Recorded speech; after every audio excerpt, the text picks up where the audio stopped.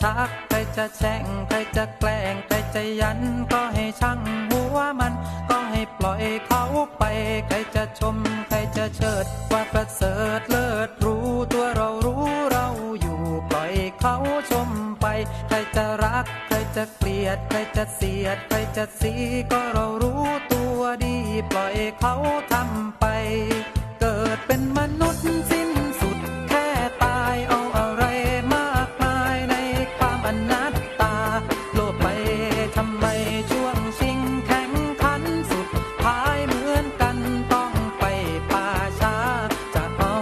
อะไรแค่รักโลภโกรธหลงไม่มีความมั่นคงบนกิเลสตัณหาเกิดแก่เจ็บตายยายจะไปยึดมันสัพพะสังขารล้วนอนิจจาปล่อยวางมันเสียทุกโทตินนา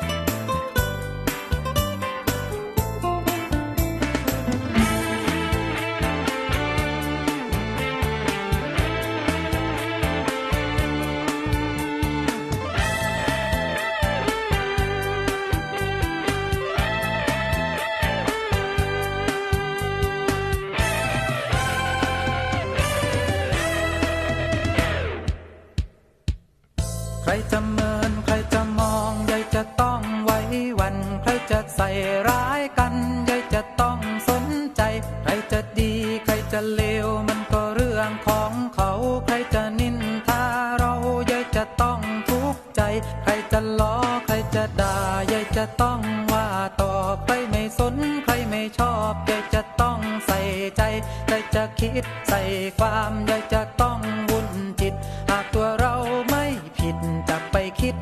ทำไม